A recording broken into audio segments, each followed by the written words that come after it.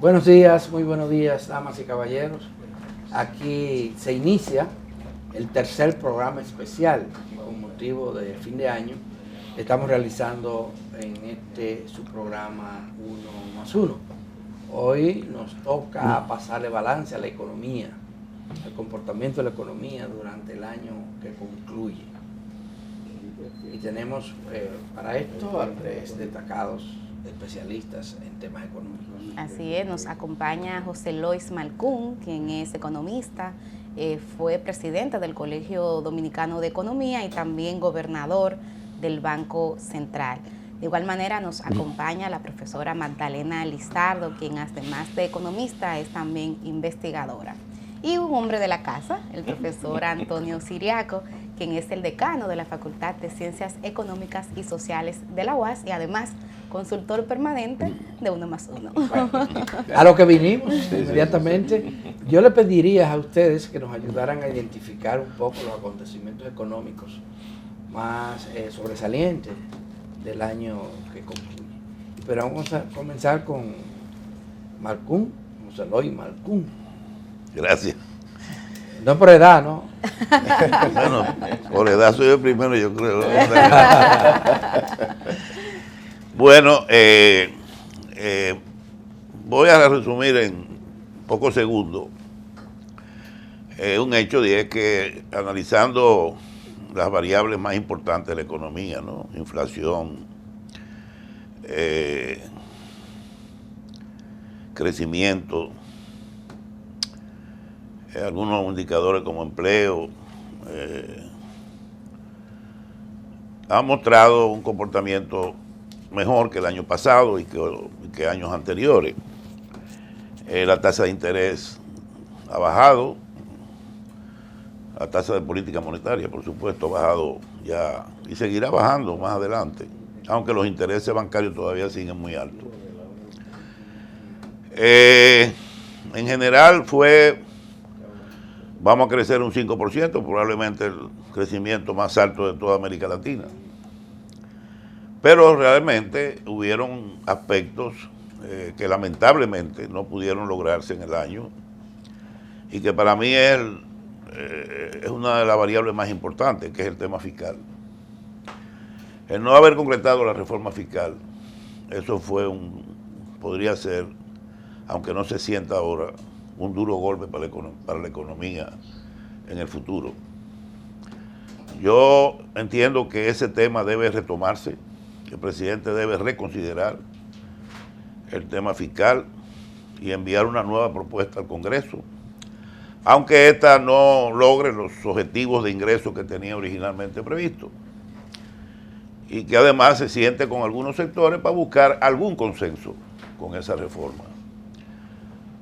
Obviamente no puedo pasar por alto el hecho de que otras reformas que inciden mucho en la economía tampoco han sido concretadas, como el tema laboral, donde hay un conflicto por el problema de la cesantía y que tiene mucho que ver con el tema del empleo, la informalidad en la economía, o la alta informalidad en la economía, y obviamente la seguridad social, que tiene que ver también con lo que íbamos hablando del problema en Estados Unidos, que asesinaron a un presidente de una aseguradora médica.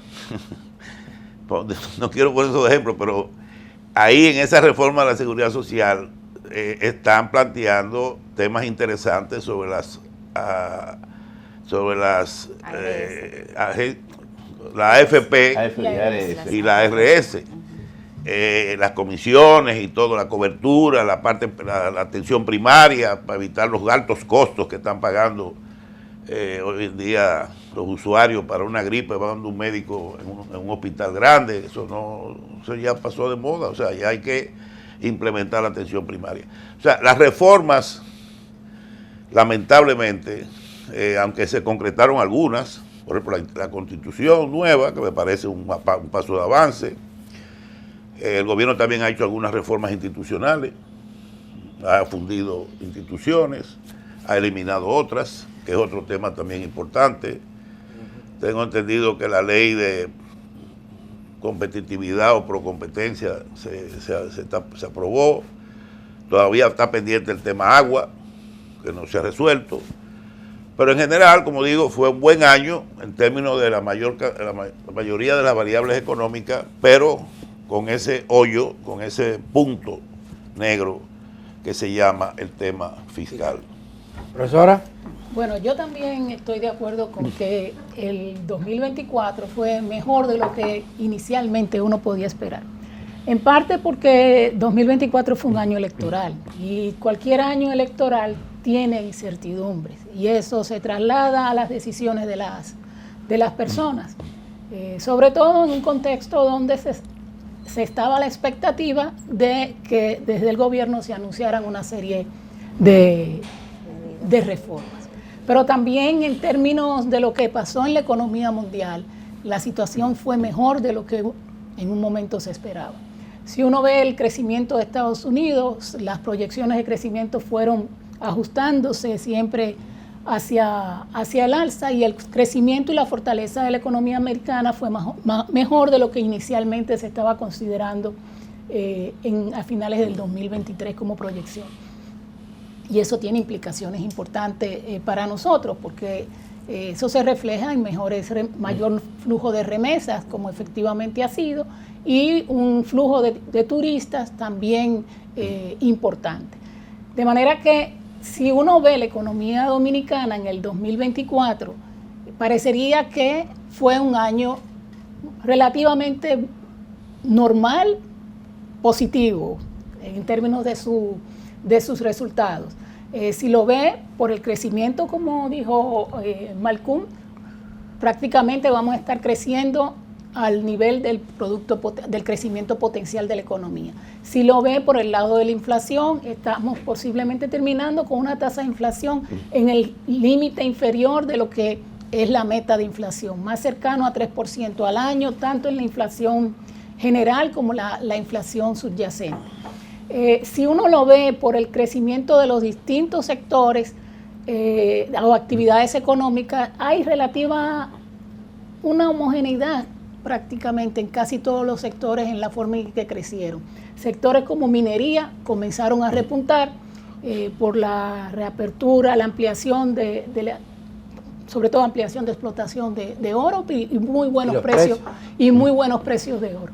En el sector externo también la situación fue relativamente buena, buenos precios de oro, buenos precios de cacao y exportaciones de zona franca y nacionales también relativamente a buen ritmo, aún a pesar de las condiciones del segundo mercado dominicano, que es el mercado de Haití y la situación de crisis que vive Haití, y aún a pesar de las incertidumbres de una economía mundial con tensiones geopolíticas muy fuertes, que en principio uno esperaba que se iban a reflejar en precios de petróleo muy altos. Y si bien en algunos momentos el precio del petróleo subió significativamente, volvió rápidamente a situarse, a retroceder. De manera que este año estaremos con precios de petróleo prácticamente similar al año pasado, mucho menor al del 22, tal vez un poquito menor este año que el del año pasado. Toda esa información es para decirle que en términos de lo que pasa en el plano externo, la situación fue relativamente buena y en esa circunstancia las empresas dominicanas, el sector privado consiguió mantenerse y poder expandir su capacidad productiva. El tema es en qué medida este año nosotros hemos puesto sobre la mesa cómo vamos a abordar problemas estructurales que sabemos que afectan y que van a impactar la capacidad de crecimiento a futuro. El problema no es tanto si ahora conseguimos crecer, el problema es si vamos a estar en condiciones de sostener el crecimiento para los próximos años si no se hacen esas reformas que ya señalaba Malcolm. Podemos volver más adelante sobre ese punto, pero ahora demos la oportunidad al profesor Antonio Siriaco. Bueno, yo pienso que nosotros coincidimos con los planteamientos que ha hecho Malcolm y también con Magdalena, Porque la economía dominicana, si ha demostrado algo importante, es que ha crecido mucho durante las últimas décadas. Eso es un dato. Y cuando uno analiza también el entorno, claramente el entorno favoreció ese cambio y ese repunte que tuvo la economía dominicana con respecto al año 2023.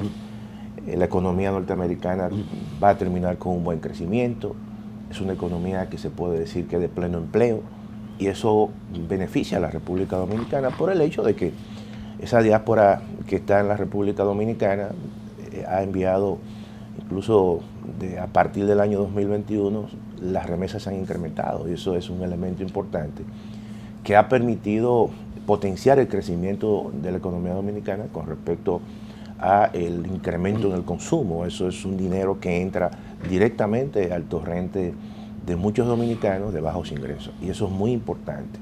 Igualmente el caso del turismo, ¿no? El turismo es un sector que también ha venido creciendo. Este año se esperan más 11 millones de visitantes, y eso también impacta al resto de la economía por los niveles de encadenamiento que tiene el sector turismo con el sector agropecuario, con sectores de servicios. Y esos son elementos que de una forma u otra le han dado esa capacidad a la economía dominicana para terminar con un crecimiento cercano al 5%. Ahora, el tema ya del crecimiento y más allá del crecimiento, como decía Magdalena, entran los temas estructurales de la economía dominicana, y para eso se requiere un esfuerzo mayor, es decir, un esfuerzo deliberado, de consenso, de búsqueda de toque de puerta a los diferentes sectores. Y un caso importante fue el tema de la reforma fiscal, ¿verdad? Que es una reforma que desde el año 2012, 2013 ha venido hablándose de una reforma fiscal, y entonces nadie quiere hacer la reforma fiscal, y lo que se han hecho sencillamente son reformas parciales. Lo mismo ha pasado con el tema del Código Laboral, que es un tema evidentemente que está sobre la mesa, y también una de las reformas que se han puesto en el Congreso y que evidentemente no se ha llegado a un consenso en un punto, que es el tema de la cesantía. Está el tema de la seguridad social, que ha venido obviamente posponiéndose, y es un tema que de una forma u otra en algún momento eso puede explotar, porque el tema, por ejemplo, de las pensiones, que ya todo el mundo sabemos, o sea, con una tasa de reemplazo de la que existe, evidentemente cuando se comiencen a pensionar un grupo muy grande, entonces va a recibir un nivel de pensión muy bajita. Y la atención primaria. Todo eso, esas reformas no solamente necesitan consenso, también necesitan recursos. Recuerdo que el presidente de la República en una semanal, cuando le preguntan sobre el tema de la atención primaria, dijo, bueno, pero es que se requieren 22 mil millones de pesos. Y claramente todas esas reformas, muchas de ellas están supeditadas a la reforma fiscal. De manera que yo creo que la República Dominicana entra en un espacio donde tendrá que, como dicen, a fondo comenzar a discutir temas estructurales, que es lo que va a permitir romper ese techo de ese crecimiento potencial que durante muchos años hemos tenido un 5%. Si nosotros queremos crecer a un 6% y alcanzar una meta de duplicar el PIB per cápita en el 2036 de $11.200 a $24.400, tenemos que mejorar la productividad. Ya. Y eso evidentemente de la reforma es un esfuerzo importante. Y se plantea una reforma estructural. Pero se ha planteado siempre que la reforma fiscal tiene un componente que es el gasto, la calidad del gasto. Hay que incrementar los ingresos, pero habría que mejorar el gasto. Yo le pregunto, este año, muy breve, para que vayamos a una pausa, a cada uno de ustedes, ¿se ha mejorado la calidad del gasto este año que concluye? Ahora podemos comenzar con Magdalena. Yo creo que no.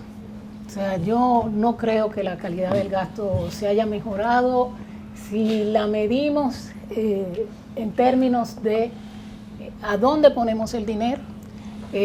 Por ejemplo, lo que ha pasado con el gasto en inversión, no solamente es un problema de que lo que estamos destinando presupuestariamente es relativamente bajo, sino que hay subejecuciones de gasto importantes.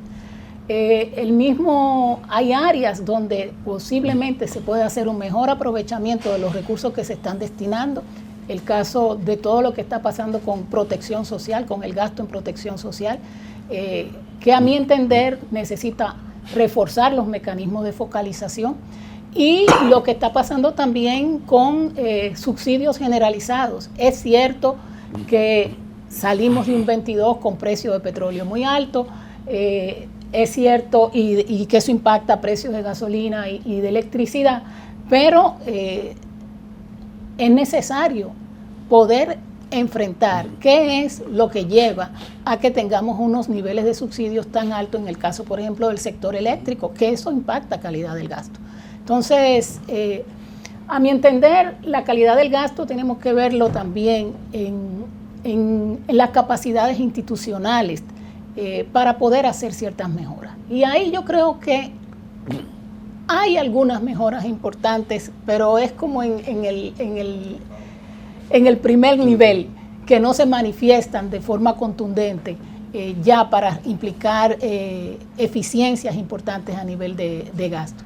De manera que la calidad del gasto sigue siendo un tema pendiente en República Dominicana. Brevemente, Malcún, y también... Sí, bueno, sí, brevemente. Difiere un poco de Magdalena.